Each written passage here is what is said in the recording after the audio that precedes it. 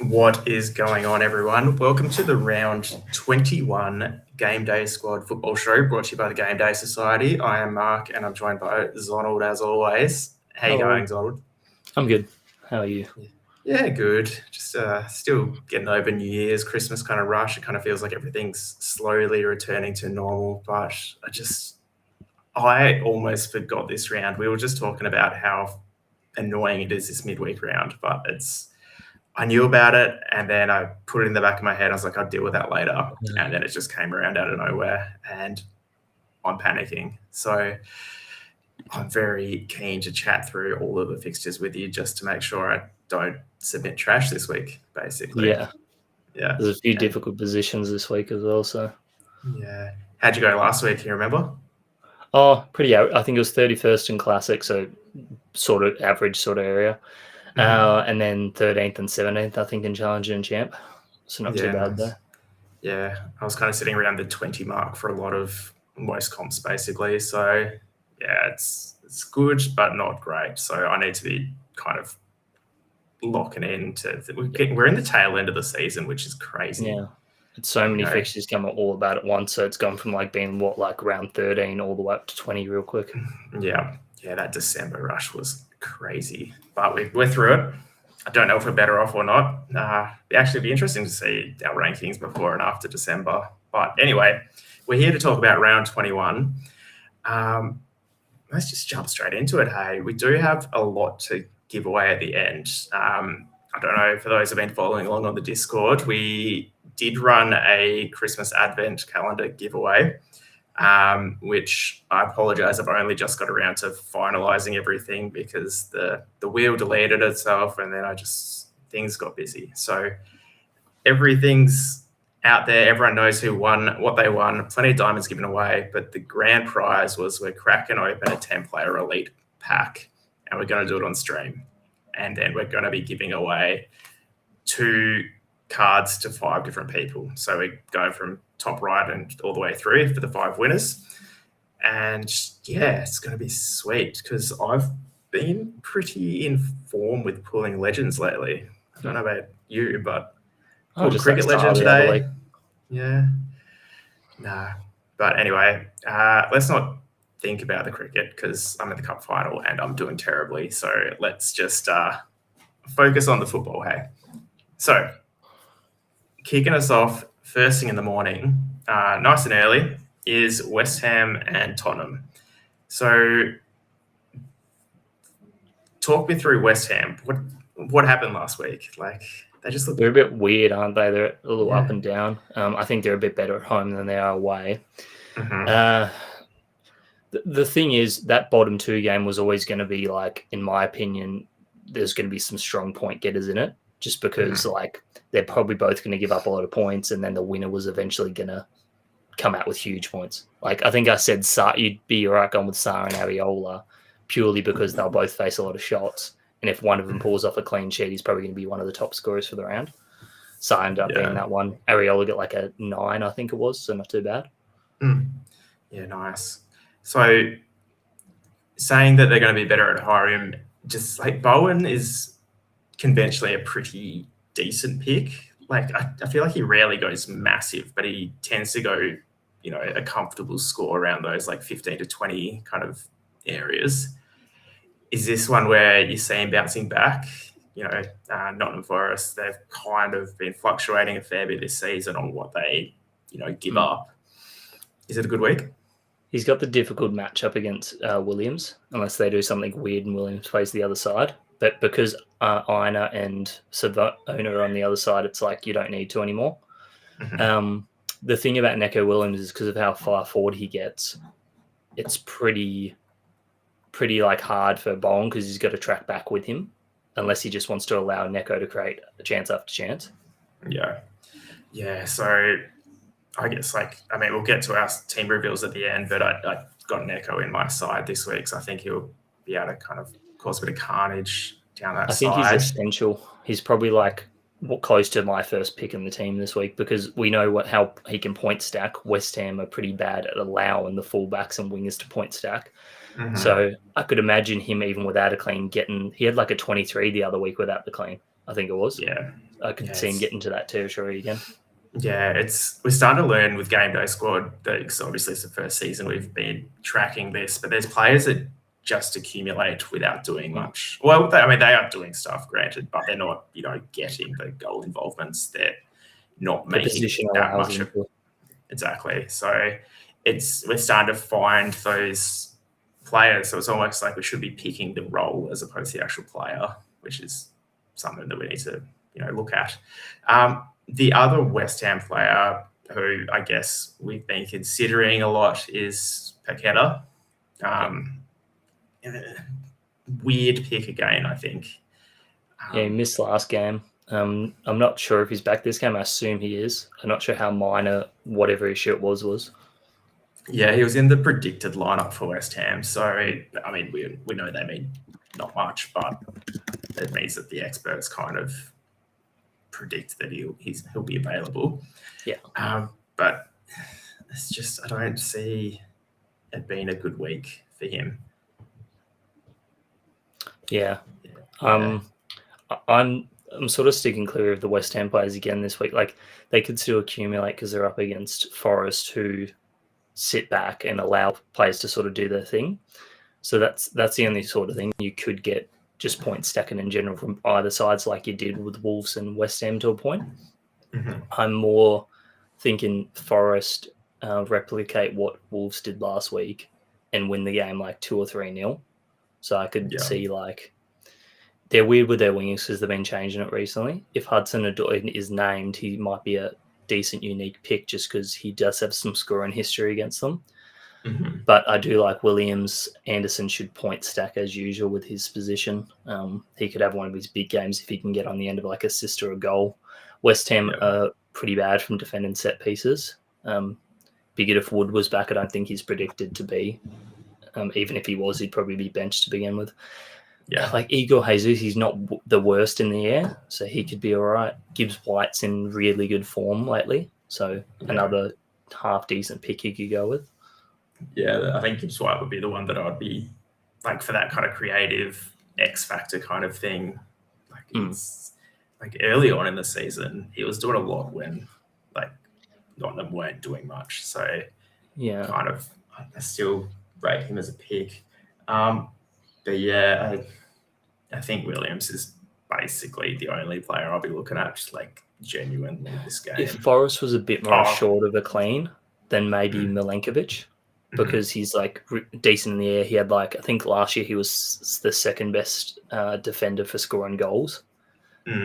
So he'd be a half decent one, but you just can't, especially away from home, you can't be short of that clean. And he's not going to point stack like Williams to take away from not needing it. Yeah. Sorry, Anderson's another one that I'll probably be picking this week just for consistency. But yeah, we can move on to the next one unless you have. No, that's about it. No, the only I guess other player is Sells in goals. So the number one keeper role kind of has been up in the air a bit at Forest, but we get the lineups if you're willing to get up. So if it's something that you're interested in, I don't mind it, but I don't know. I think it could be a good shout. Because Ariola, like, he's been getting decent. He's like the Dubravka sort of thing. Like, faces that many shots, he gets enough saves, unless they lose like 4 or 5-0. So he could be a half decent one too. Yeah. No, but I mean, I guess with keepers in these kind of not top tier opponent games, it's always a decent shout. But yeah, we'll jump into the next one. So this is the only game tomorrow morning. And then after that, we jump into Thursday morning games, which is really frustrating that midweek, but only one game initially. So I don't know why they've done that. Yeah. But one thing I did forget to mention at the top was, as always, we'll be running our regular pack openings at the end. So we've got a couple of common all-star packs to open. All you need to do to be a chance to win cards out of them is get in the chat, the live chat, ask questions, answer questions. We're keeping an eye on it. So if you do have a specific question about a game, let us know and we will try and jump in and help you out. But next up, we have Crystal Palace versus Aston Villa, which I think is going to be a cracker of a game. Yeah. The early in the season when this happened, because Palace always smash Villa, like heaps of their fixtures have ended like 3 or 4 goal wins to Palace. Mm-hmm. And I sort of said that last time they played early in the season. Now, keep in mind, Villa weren't in the greatest form then. They were like drawing games, not scoring goals. You've obviously got Sarr, who's been very good against them in the past, who's out with AFCON duties. There'll probably be Munoz out still. I imagine Richards might be out too. So their lineup's like obviously not at full strength like it has been in the past. But someone like Arteta's dominated this fixture too. He's played 10 against them, scored 6, assisted 4. Wouldn't surprise me if he can bully their centre-backs with Lindelof back there as well. Yeah. So with Crystal Palace, in early transfer market movement, they picked up Johnson from Spurs, which I think is a great pickup really for them. I think nice, slot in nicely.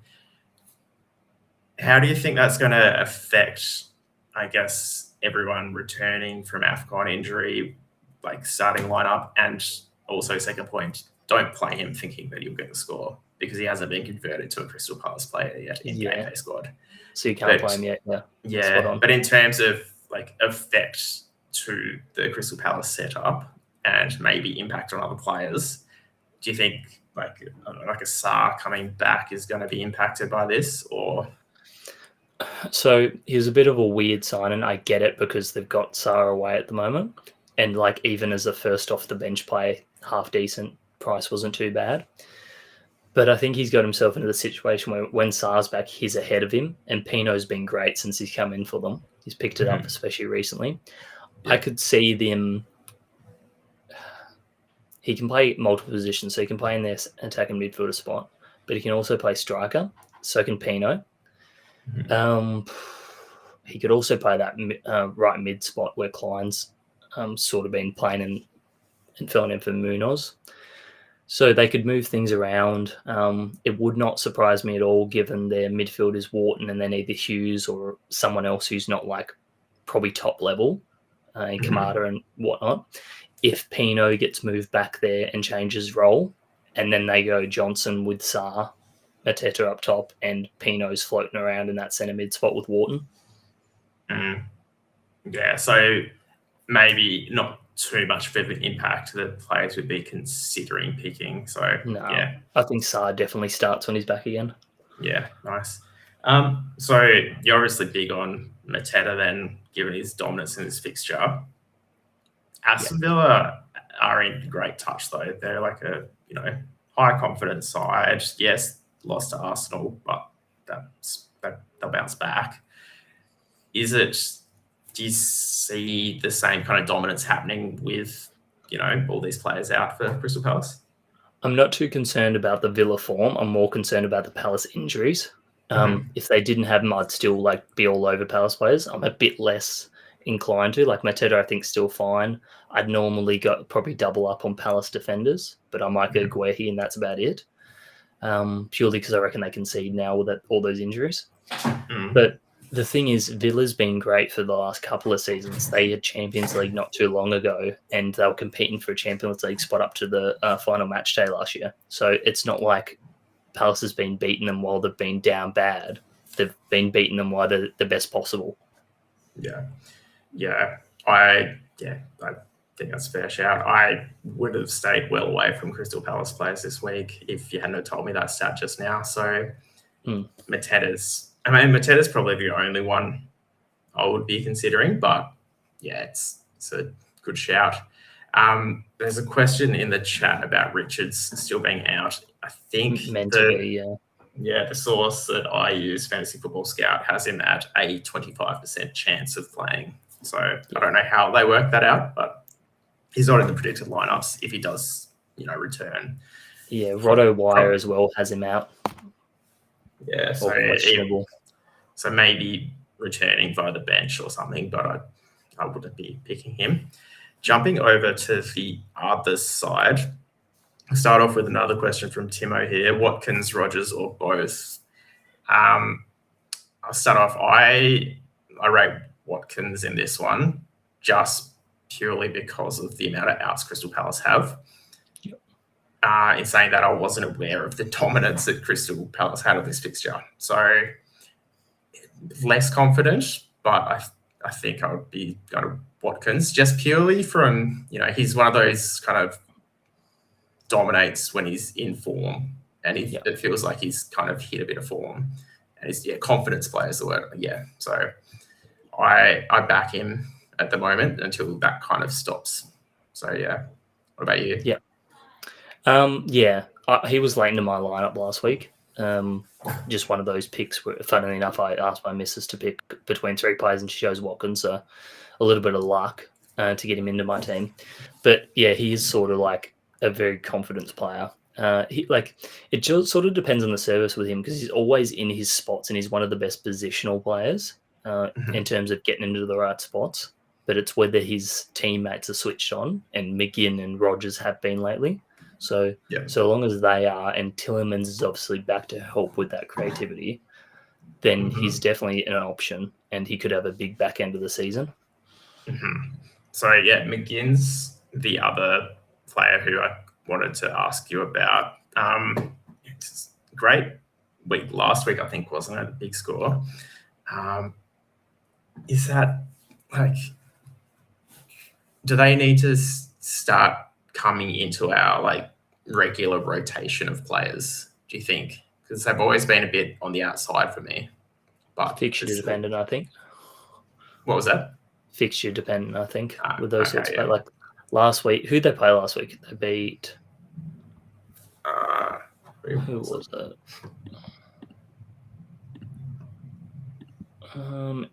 They played against Forest. So Forest typically one of those teams that just allow a bit of stat pattern, so you can sort of then target the attack in plays in the lineup that his first 4, or last week before they started, he was first for key passes for Aston Villa.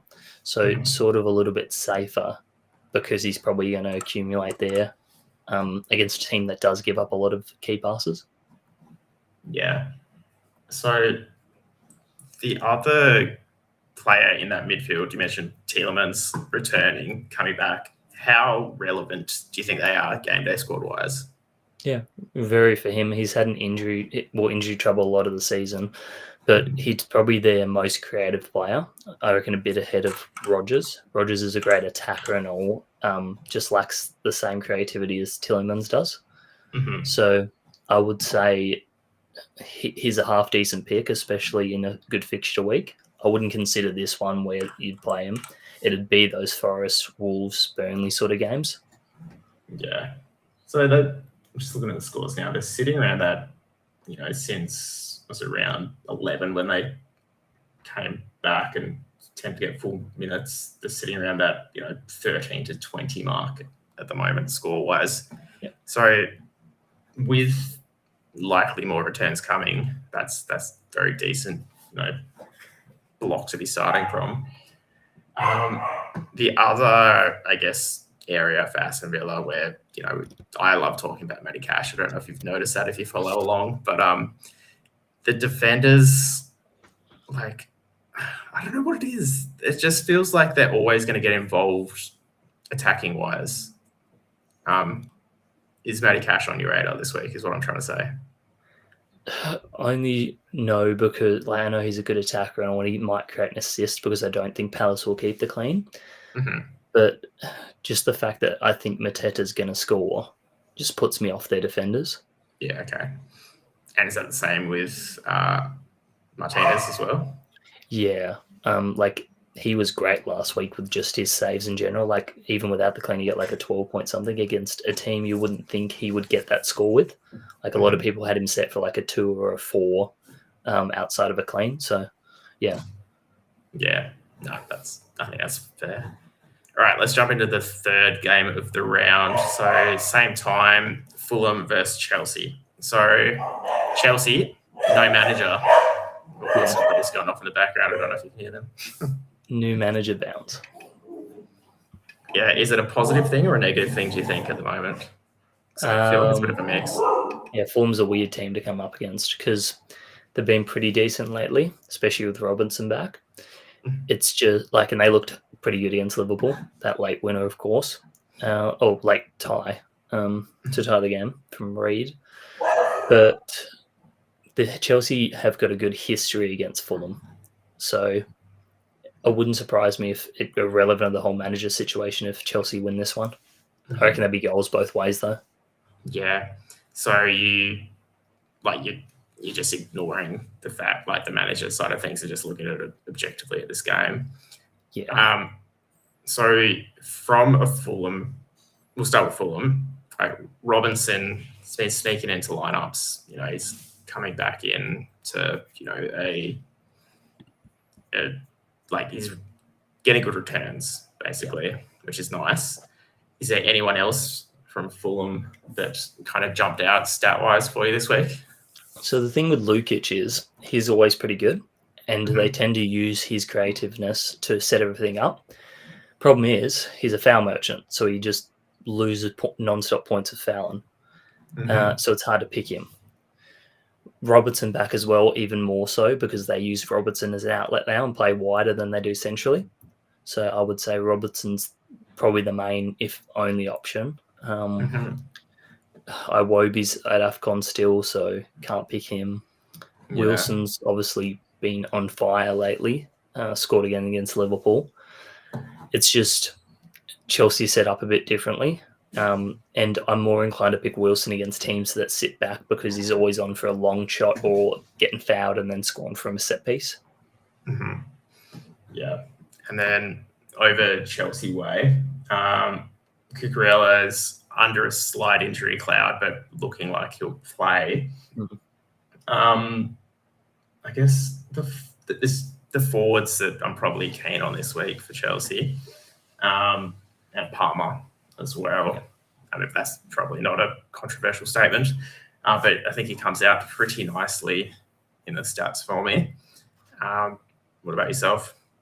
João Pedro is really high up in my stats, and he's got a good history against Fulham. The thing is, though, I'm using two predictor sites at the moment for lineups. One has him starting, one has Delap starting. So it's always that risk now, especially with a new manager or a caretaker manager. Like, do they have a favourite? Are they going to pick someone over someone else? And that causes Neto an issue too, because Palmer would shuffle out there and then Pedro drops into the cam role. So I've got João Pedro in my classic team at the moment, but that's put me off because last time I picked him, the same thing happened. He got benched out of nowhere. And then I'm inclined not to pick Neto, but yeah, I wouldn't mind a Chelsea attacker in this. Yeah, one player who always tempts me, and you probably know who I'm going to say, but Garnacho. I don't like. It's just I personally think he's a terrible player. I think he breaks down so many attacks, which could have been easily kind of like had much better opportunities. But it's always just that kind of X factor flair that like, some dodgy pass is going to end up in an assist here. Yeah, I can't wait till Esteval fully takes over him. Because like Esteval playing every week guaranteed minutes would just be a very pickable player, even as a forward. Yeah. But yeah, I would not recommend picking him anyone, but it's just I can see him going like a 2-goal, 2-assist kind of game out of nowhere. Pedro and Neto, obviously great options. Enzo. Yeah, Enzo's got really good form against Fulham. And I assume that's in his normal DM role because it's previous seasons where he hasn't been too advanced.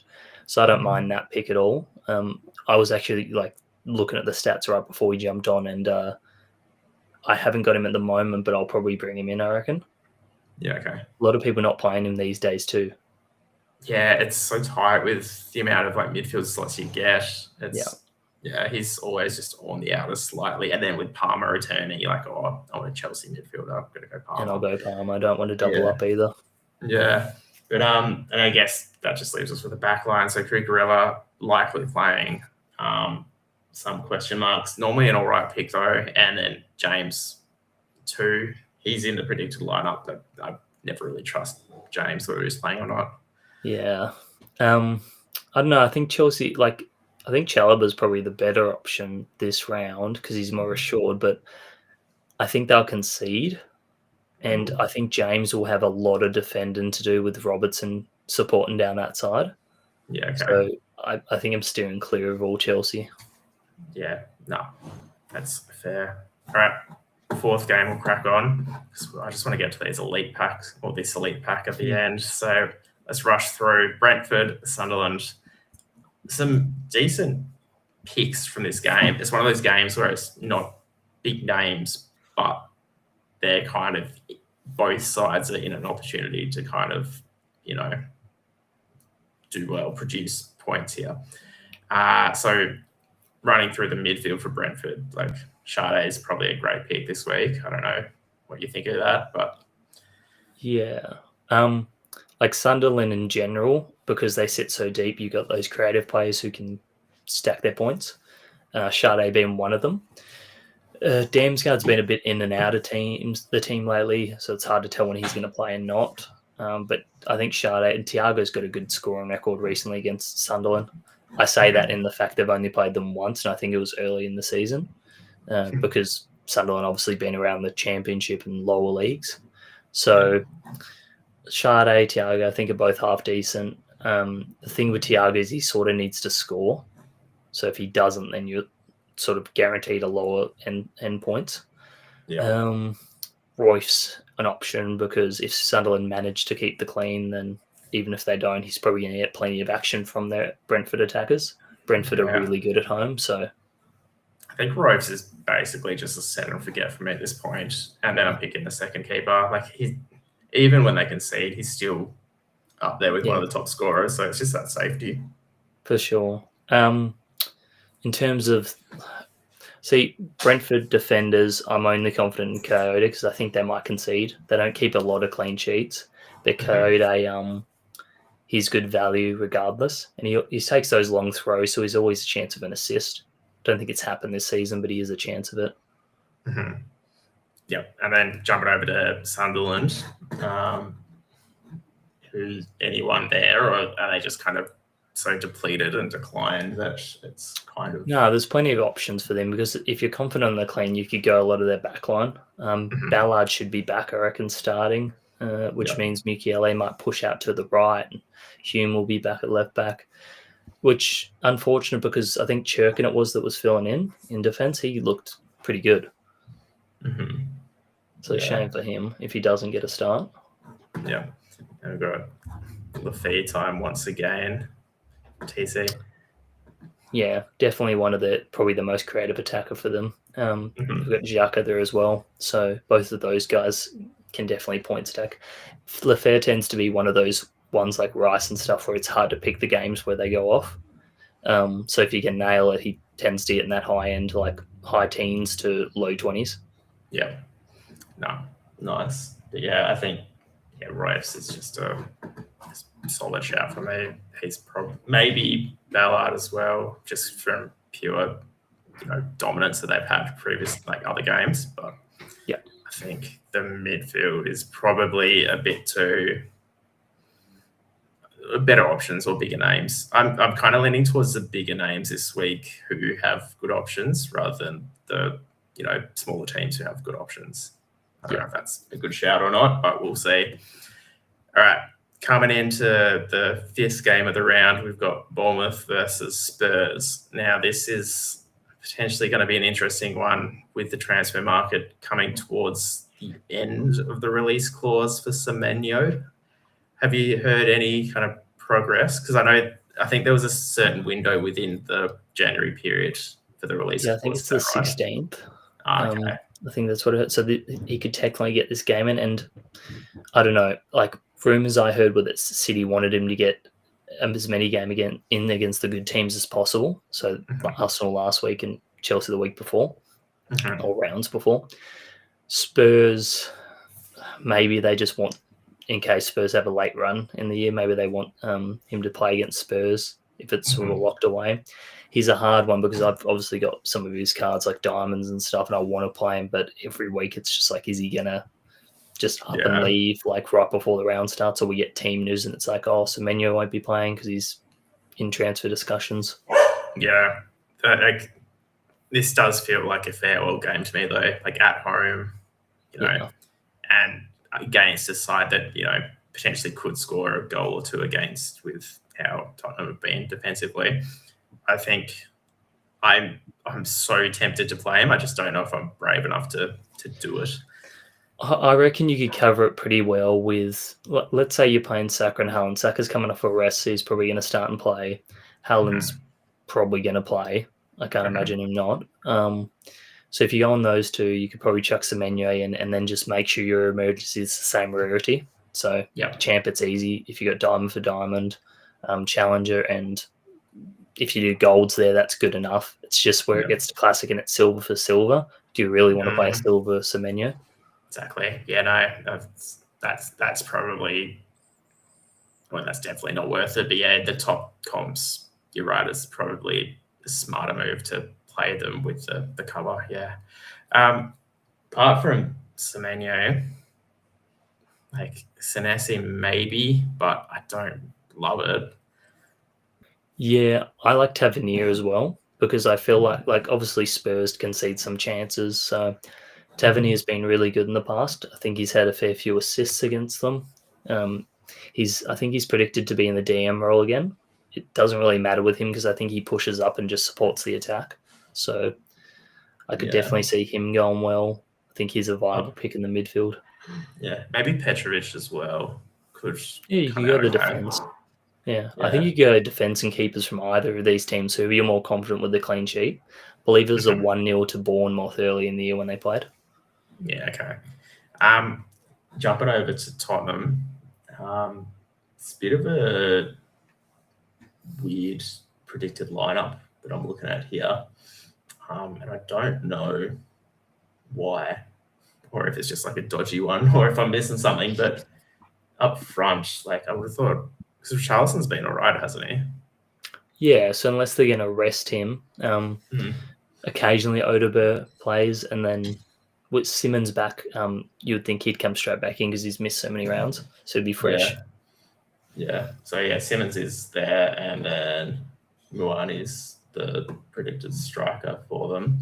I was listening to, can't remember what podcast it was, but they're talking about Romero and Porro and like considering starting them. I like Porro. I feel like he's been a massive letdown this season in terms of what he's doing, in an attacking sense, which is what we were looking for with him.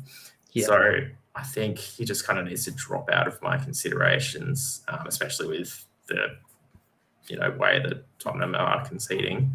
But Vicario could be a good shout in saying that, because I think this is the kind of game where he'll get a bunch of saves. Yeah. He's had some good weeks as well. I've out of necessity needed to play him in champ, and he's been solid. Mm-hmm. Yeah, but apart from that, is there anyone from Spurs? Would you consider playing Simmons, being out for so long, coming back? He'll be fresh, but is he out of touch or?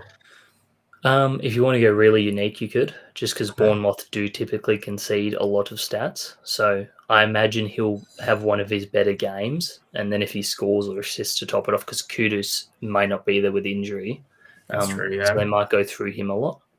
Mm-hmm. And then with Johnson out now as well. Great timing. Could be actually a decent shout. Anyone who's thinking dynasty-wise about their club, you're probably going to get onto Archie Gray sooner rather than later. I think he's only 18 or 19. He's been pretty dominant playing in there. Nice. Have you loaded up before you said that? Or? Yeah, I already got him. Yeah, nice. All right, let's go game 6. We have City and Brighton.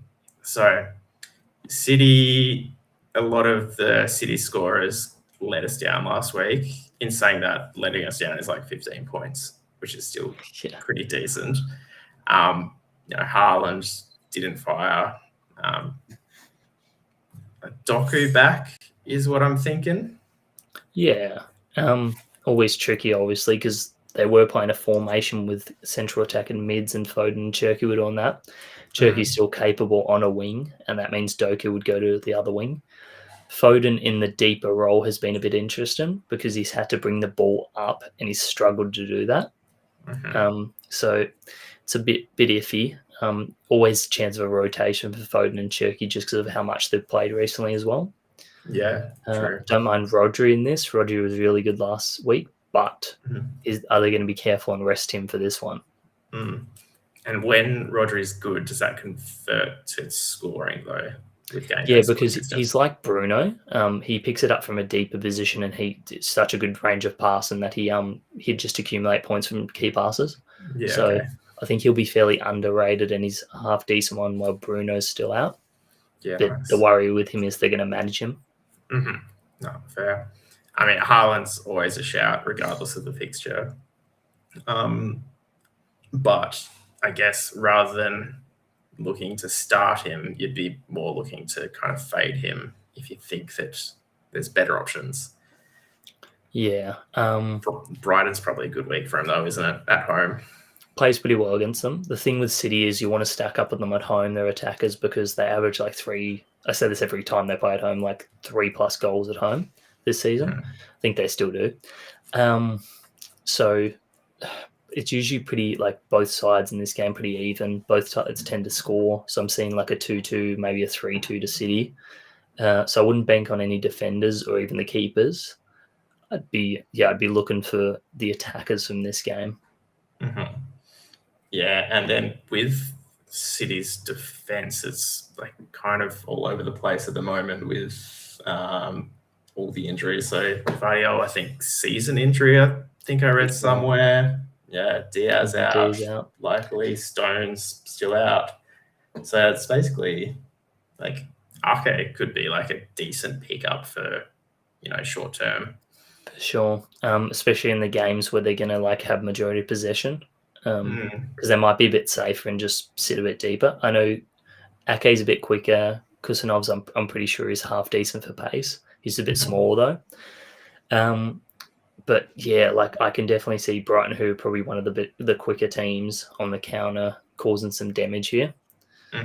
So yeah, I'd like Rodri's a risk because he might get rotated after a full game back, well, most of the game back. Foden and Cherky obviously rotation risks because they played so many minutes. But Foden, it's weird with him because Pep's always said when he's fit and playing well, he doesn't need to rest him along those lines. I'm like paraphrasing, but it's along those lines.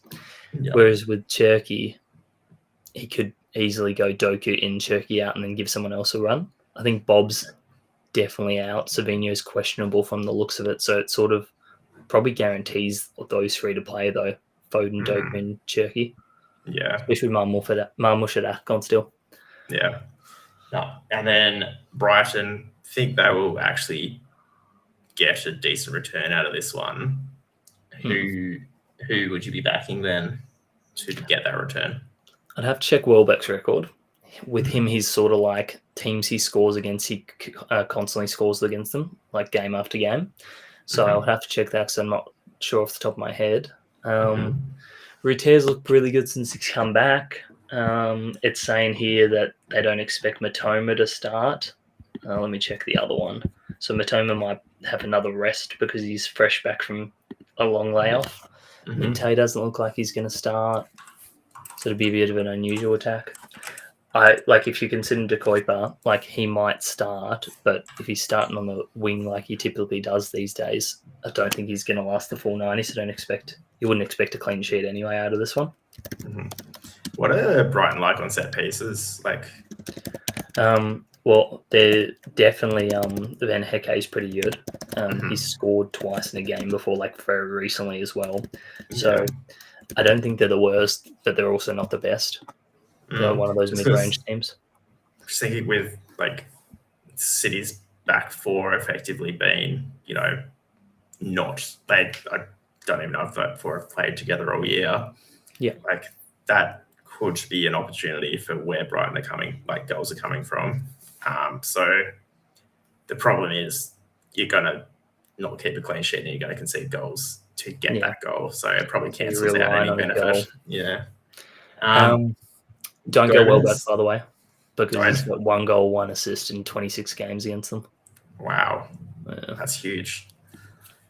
Yeah, okay. Well, we'll stay well clear. But yeah, Gomez, I feel like when they have a good game, they have a great game. So I like him better when he's going to be playing like advanced. So a few cup games he's scored in because he's the most advanced creative player. He's been playing DM lately because Belieber's out and they want a bit more creativity bringing the ball out. Hayari's pretty decent though, so they don't necessarily need to. Yeah, but yeah, that basically covers everyone, I think, because Minto probably, predicted not to start, probably would be a good player if they did start though, but I guess it's too much of a risk. Yeah. All right, let's keep going.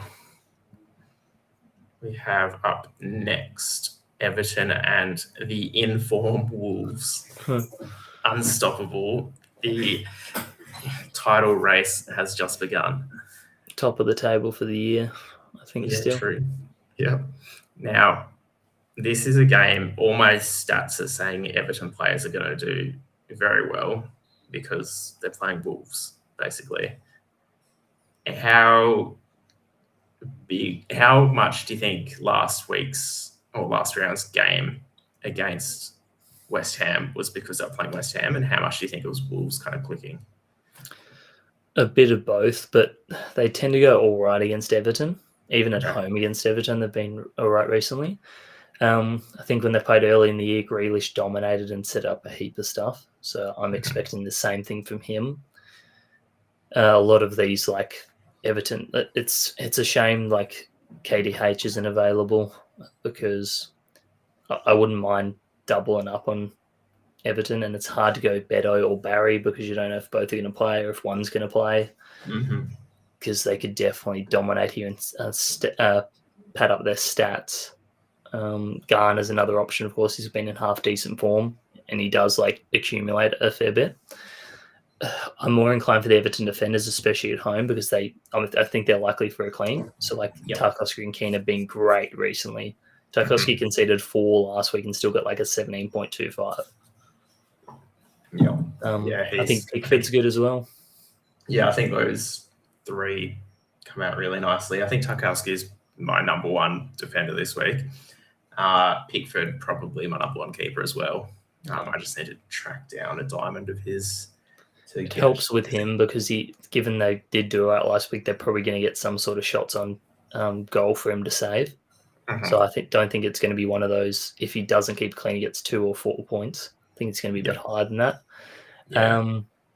The thing that really annoyed me with Wolves last week, Bueno, since you pointed him out actually like rounds and rounds ago, he's come out really well in my stats when I started doing them. And the thing with him is, with the new manager, he wasn't playing him at all. He was the week before last round, but that's the first time he had. So I'm like, he comes out really well in my stats. They're playing West Ham, but he's just a rotational risk. Maybe he's just playing as a one-off. And then he comes out and gets a 30-pointer. Yeah, that was huge. And that was, I think it was an assist, but no goal as well. Yeah, so like a 30-pointer with a defender is normally they've scored. So to do that without scoring is he's one of those point stackers. And you could do that here. Like Everton aren't the greatest attackers. Bit better with Grealish back, of course. So Everton probably score here, I reckon. But yeah, Bueno's one of those ones that can just point stack in a low-scoring game as well. Yeah. But apart from that, I just wouldn't really know who to pick for Wolves. Their attackers, the big tall guys, probably not going to dominate in the air against Keane and Tarkowski. Yeah. No, but anyway, that's probably enough talking about that one, unless you had any other Everton or Wolves. Cool. All right. Jump into game 8, which is Burnley, and that's Manchester United with the wrong things there. I've set up a new filter thing and it's not working properly. So ignore the Chelsea cards there. We'll talk about United players instead, hey. But Burnley. Dubravka comes out incredibly well in my stats this week. Me too. He's the best keeper in mine. Yeah, because United are, well, no manager. They lost a lot of their good players. They still have attacking players, but they just don't link up properly. Ooh. Yeah. Mad dog. Yeah, spot on. It's Burnley at home too. Burnley are better at home than they are away, albeit it's Burnley, so you can't rely on a clean from them. Dubravka's nice because he does save a fair bit. I think he'd have to be the number one save for the season, I reckon, if not Royce. Yeah. So United should play a 4-2-3-1. That's what Fletcher's been playing with the under-18s. So you'd assume he just uses that until they get the caretaker manager in, because United have played it before and they sort of probably know the system. Yeah. So in saying that, how do you see this game going? I guess is probably the first question. I could see this being like Burnley frustrating United and being low scoring, similar to the Leeds game, I reckon. Kuna, I reckon, stat pad anyway, so I think he's a safe selection, especially if he's going to play as the central player in the 4-2-3-1, so as part of the three. So yeah, I think he'll be all right. Dorgu's another option, of course, and the fact they've got so many injuries mean Dorgu's probably going to start, and he's probably going to start on that 3 on one of the sides.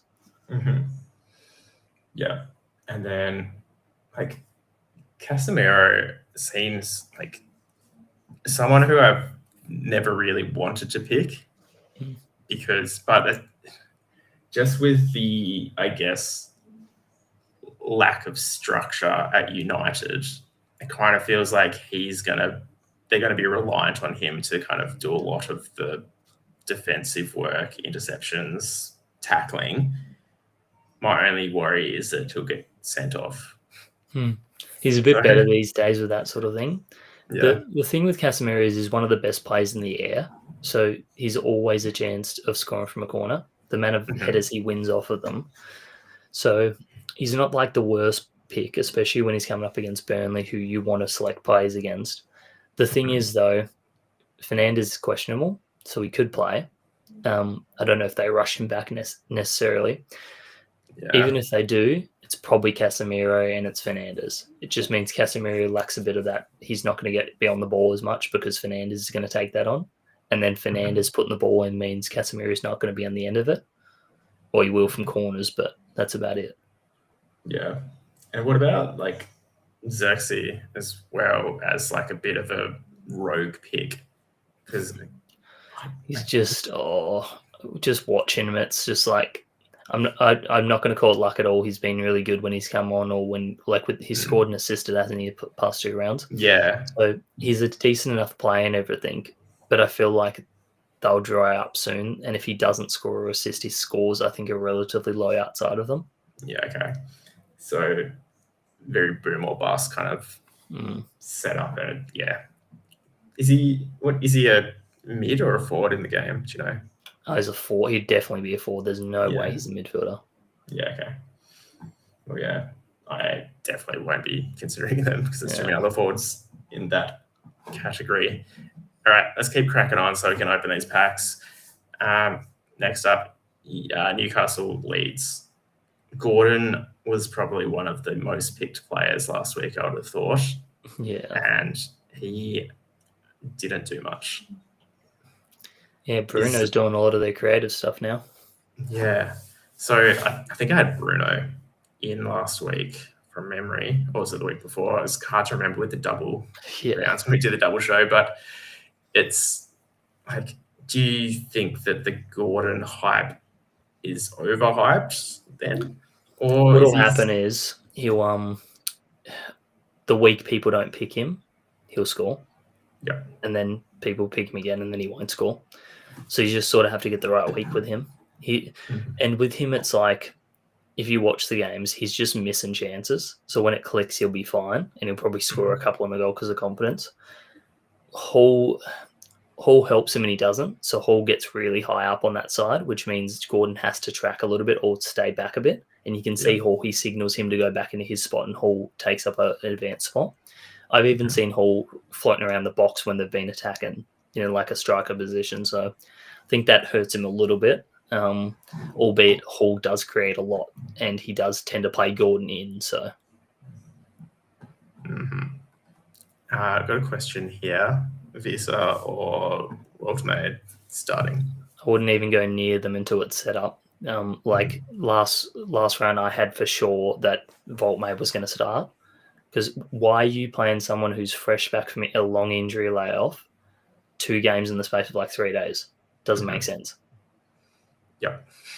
But there you go. I see so much potential in. Oh, sorry. I see so much potential in like a Welshmad, like as a fantasy asset. Yeah. Once it clicks and once it's like a set in stone role in the side. Yeah, Lisa is very, very good to watch. Yeah. So I don't know. It's just frustrating. But you mentioned Lewis Hall. He's been a very popular pick for a lot of people. Coming up against Leeds, it's side I struggle to read, like whether they're like a good matchup or a bad matchup. What do you think? Away from home a bit better. I feel like the crowd gets really behind them at, Ellen Road. So Newcastle a lot better at home as well. I would imagine. I think they drew 0-0 early in the season. I think there's a clean sheet or 2 in this. Probably leaning towards Newcastle's way, because the thing with Calvert-Lewin is he tends to dominate plays in the air, and I think Thau's good enough in the air to stop that. Yeah. On the other end of it, I like Thau's when he's going huge. I think he's scoring goals, so I wouldn't bank on him scoring, but he still does well enough with a clean sheet, so he might be a good selection this week, because I do have the feeling it's going to be a Newcastle clean, which means Pope's a good option, Thau, Hall's a good option. When Hall gets a clean sheet, shame last game because he was subbed off, but when he gets a clean sheet, he's going to like get one of those like 25 to 30 pointers. Yeah. With Calvert-Lewin, I like watching him the other week, like his aerial threat. It's not like a conventional aerial threat. It's like he just appears out of nowhere when he's like glancing kind of. That's his thing. He's good. He positions himself so well. Yeah. And that comes with his maturity. So I'm not necessarily too concerned about who the matchup is defensively, because if it was like a one-on-one kind of like, struggle, then yeah. But like if he's coming out of like good areas and just glancing across the front of, a centre back, I still think he's a chance here. Yeah. Newcastle haven't been the greatest team this season, so. Yeah. The other one I got there is Longstaff, who I think's starting to come back into kind of. I don't know if he'll start this week or if he'll still probably come off the bench. I'm feeling like off the bench, because he didn't even come on the other day, I'm pretty sure. Mm-hmm. I think he's just permanently on the bench. So I imagine he gets one more game where he gets a few minutes into him. And then when they get this break in, he gets a little time to recover from the sub appearance, and then he goes and starts. Yeah. But there's just so many like decent options at Leeds, which surprised me. Like Stack as well is like I've got a comment here about how he's just accumulating points as well. Yeah. When Longstaff comes back, he loses his role to him. Like they play through Longstaff. It happened early in the season, and Stack got dropped because of it. Mm-hmm. So I think the manager finds it hard to have them both on the same team. Yeah. Okay. Yeah, but that's about it for that one. Maybe Pope as well. That could be I think Pope's really good. Yeah, because that like Leeds will get chances. Should do. They've been better in attack than they were at the start of the season. Yeah, and now the last game, which is the biggest probably game to watch, Arsenal-Liverpool. Potentially another game where, if you believe the rumours, might be a new manager. I don't know about those rumours. Like I was more believable. Like, and the thing is, so the Maresca one sort of happened all of a sudden. So did the Morium one. Although with that Morium press conference, it was sort of like, that's a weird thing to say. So the fact that people are talking it up, I reckon it's just coming off the back of those 2 being sacked. I think if it was going to happen, we wouldn't really hear about it. It'd be happening behind closed doors. Yeah, no, that's fair. But, Arsenal back in well, I mean, they never really left at the top of the table, but looked convincing against Aston Villa, look, decent. Is like Saka hasn't been as involved in the actual scoring as I would have liked to have him as like the lock that I consider him. So should he be a lock? He accumulates points like really well. Like he had that game a couple of weeks ago against Wolves where he should have had 2 assists, but they didn't obviously count because of the deflections and own goal. Where he got like 23 without him, and he does that like most of the time. Last week, obviously, not so much, but because everyone's picking him too, you sort of have to. You could be risky, but then you miss, like if you suddenly pick like a good pod and it's like, a 17 to 18 pointer, and then Saka just whips out a 23 without even scoring. Yeah. I'm inclined to back him here. He's up against probably Kirkes, which Kirkes hasn't been the greatest this season. He has been defending a bit more than he's been attacking, though, so I don't know how much that'll play into things. We've been shocking defending set pieces this season. We got rid of our set piece coach like a week ago or so. So I don't think there'll be that quick a turnaround to stop us suddenly conceding from them. Saka is on some of the set piece duties. I think Rice is on the rest of them. So those two are half decent options. Gabriel, of course, put him in because he's a chance of scoring, even if they don't keep the clean. They'll set up even more defensively against us. They always do. So I'd back this to be like a 1-0 to either team or a 0-all. Yeah. Yeah. And Gabriel in great. Timber, you like consider goal scoring form. Yeah, was it Timber's half decent? Yeah. You mentioned earlier about how it's hard to pick Rice having a good game. Yep. Last week, when he did have a good game, he wasn't even meant to be playing. So that was the frustrating part. Yeah, because we have a liar as a coach. Yeah. So this is, I think Rice might be the most frustrating player for me. Arsenal players in general. Yeah. And then Rice as well, even if you know he's playing. When he should play well, he probably doesn't, and when he shouldn't, he does. So I mean, he's I think he's a good, in theory, a great pick this week. Over on the Liverpool side, is it just the standard Szoboszlai? Maybe we're looking at that's kind of probably not even him, because like Szoboszlai, he gets a lot from being energetic and accumulating stats based off that, but because he's on set pieces, he does get a fair bit from that. And with a team that sets up so well defensively, I just don't think he's like key passes and his crosses are going to hit Liverpool players. They're probably going to end up with Arsenal players. So I just wouldn't risk any Liverpool this week, even maybe Van Dijk, because they might set up super defensively and then we somehow sneak a clean sheet. I don't think we will, though. Yeah, like does he get enough out of the game to make it worth it with just the clean sheet, I guess is the question. One interesting thing I've noticed on this predicted lineup is Frimpong playing up at on the right wing. Yeah. Is that something that you can see happening, or is that just He could do it. Who else they got here? So McAllister's not in the lineup, so that's why it's happening, because they've got Szoboszlai back at cam. Where's this other? I'll have a look at the other side and see what they've listed. So the thing is, Ekitike is still questionable, so he might not even start. This one I'm looking at doesn't have Frimpong in the team. It's got Szoboszlai on the right, and then Frimpong's benched because Bradley's playing. So it's risky because I think Bradley starts at right back instead of him. So you're sort of relying on some change elsewhere. And then it's like Gakpo's probably starting strike if Ekitike doesn't, because Gakpo was half decent there.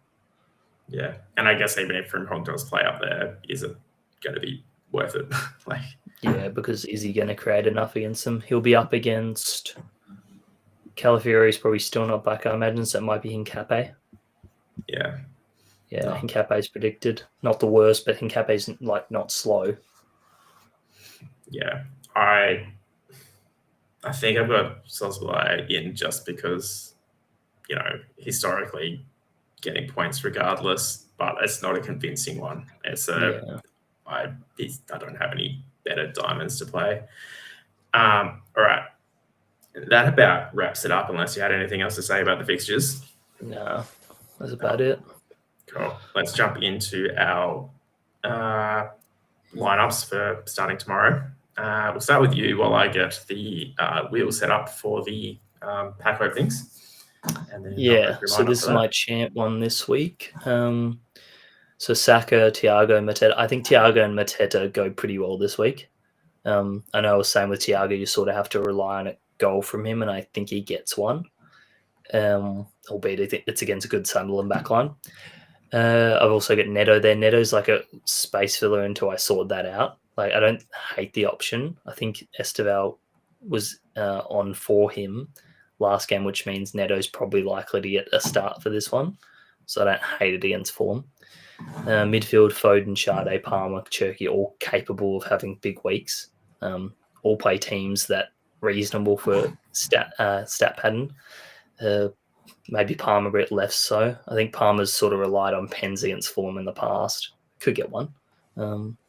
Defenders, I don't mind Palace because they're up against a team they've dominated in the past, so I've got Lacroix in there. Wouldn't mind Guehi instead, though.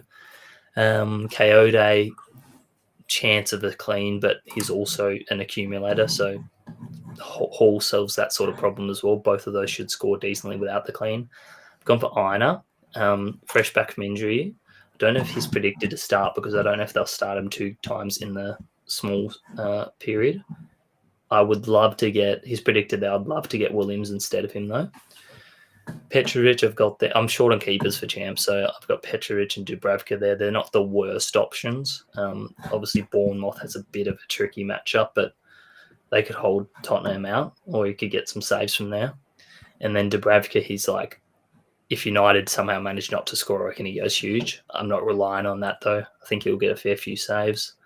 Robertson, he's like Hall and Coyote. I've gone for a bit of theme with Coyote, Hall, Aina, and Robertson in the fact that they can probably accumulate without the clean sheet.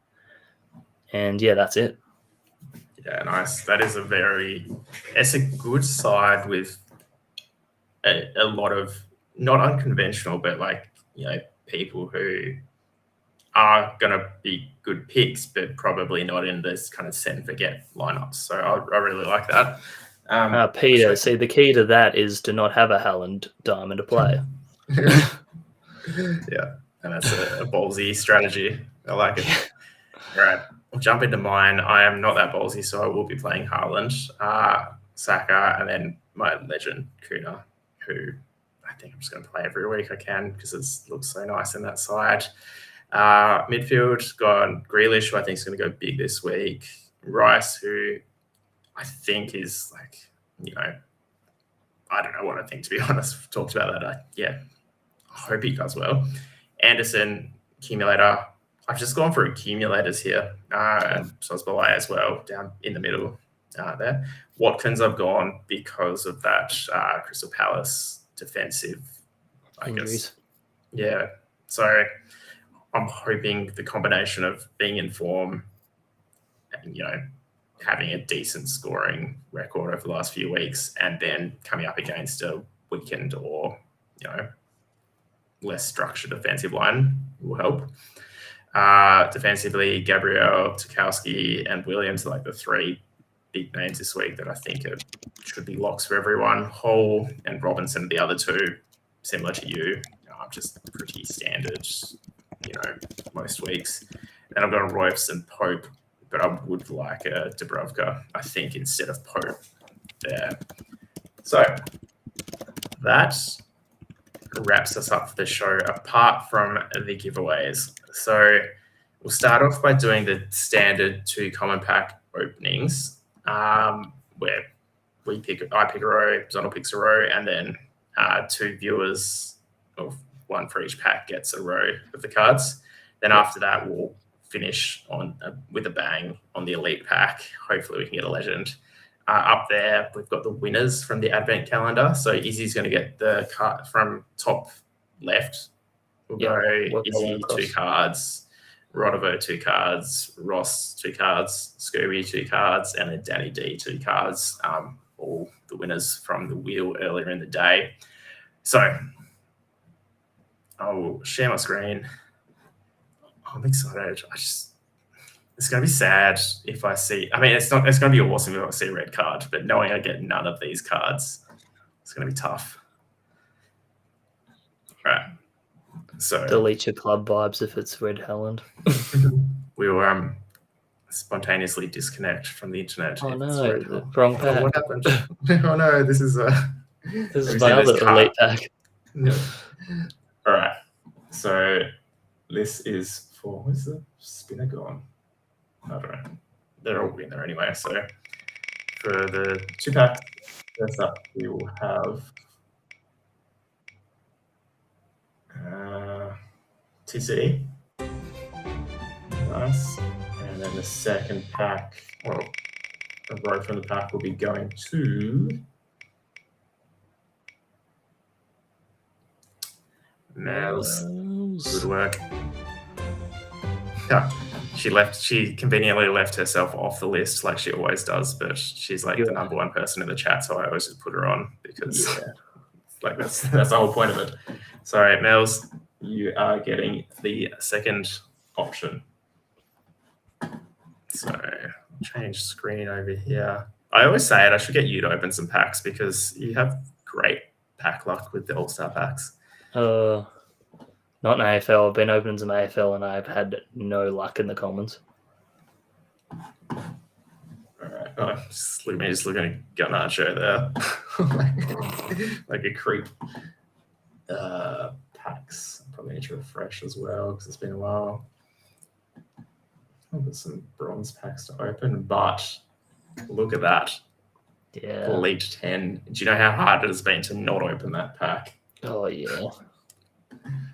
All right, but we're not doing that yet. We are going to start off with, it was a TC at the first one. Which row do you want? I just get middle as usual. The one time I change middle, will be something big. Yeah, I'll go bottom again. So TC gets top. Let's open up.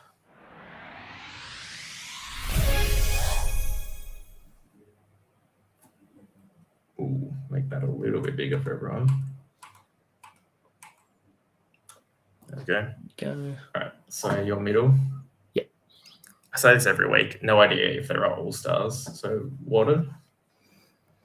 Yep. Reece Dotton. And Kovacic. Yeah. You can have any of those two. Wharton's pretty good. Yeah. Donnarumma could be a decent shout, but unfortunately isn't as reliable as we'd hope. Yeah. I'm not going to say that name. Irugabunum. Yeah, I feel like his first name's Tim. I could be wrong there. Yeah, so I just call him Tim, I think. Yeah, and Smith Rowe. Cool. And then for TC up top, we have Badishil, Foster, and Leno. Okay. So you can have anything from my row if you want there, TC. I'll just a quick screenshot just so I remember what you get. We'll jump into Mel's pack here.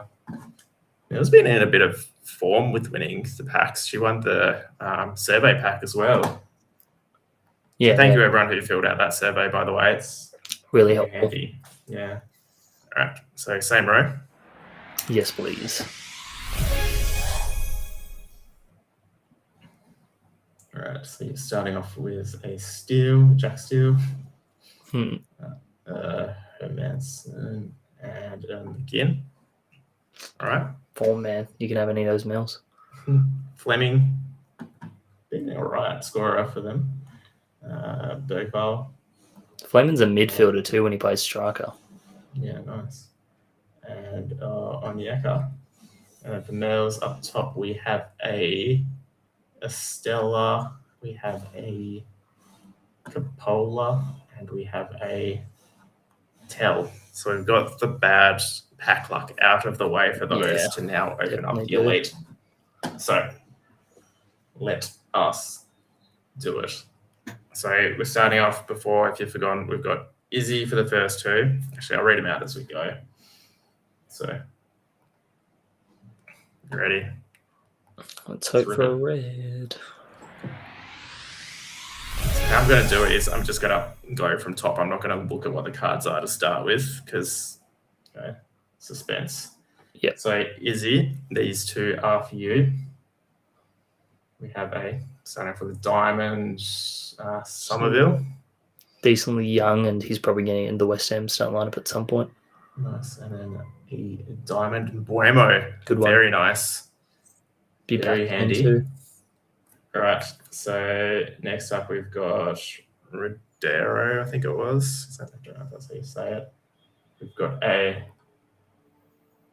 Nunes, and we have a Timber. This is a solid pack. All right. Next up, we got Ross from Third Man Up. Shout out to Ross. We have a Krejci hasn't been the worst for West Ham. I think he's out of position wherever he plays. The defense that plays, is he defended in that? And then he plays midfield. And then we have a Murphy as well. Plays well. Whenever he plays, it's just he rotates a lot with others. Yeah. Feels weird not knowing if I've got a red yet, because normally the first thing I do is just like checking every card to see what I got. All right. Scobie, I know that you've been super excited about this in the Discord, so hopefully I got you a red here. We have a diamond, Lewis Potter. He's playing while Dan goes away. He scored twice the other round. Another diamond, visual. All right, and finally, Danny D. We've got a Byram, and then no reds, unfortunately, but a Kamada as well. It's not a bad pack, to be honest, though, with Buemo, Timber as like... You're sort of aiming for minimum like two half-decent players, I'd say, with these sort of packs. So we've got the two probably more better than half-decent players, and then you've got a half-decent one in Murphy. Somerville's good. Like a lot of these guys are half-decent. Yeah. But that wraps it up. So thank you for everyone who got involved with the Advent calendar. Thanks to everyone who did the survey. Thanks to everyone who's been watching. Really appreciate it. If you could give it this video a like and subscribe if you do enjoy this, just because it really helps kind of keep things ticking along with algorithms and motivation and all that kind of stuff. So that would be very much appreciated. Any final pieces of advice before the early start tomorrow morning? Yeah, set your lineups tonight. Like it's 7 o'clock, so lineups come out like 5:45. I imagine a fair few people will be up before 7 a.m. So you'll probably, regardless of trying to get up early, you'll probably be up to see the lineups before. Yeah. And it's not too bad of a lineup to know for. Like, we're gonna know if Einer's playing or not. Paqueta, if he's back in. Yeah, the kind of decisions that I don't really care about that much. So I'm probably not that phased with it. So if you want to get up, but the main thing is lockout will be, it's full lockout. So you got to see your team regardless. So get that in tonight. But we'll leave it there. Thanks for watching, and thanks, everyone. See you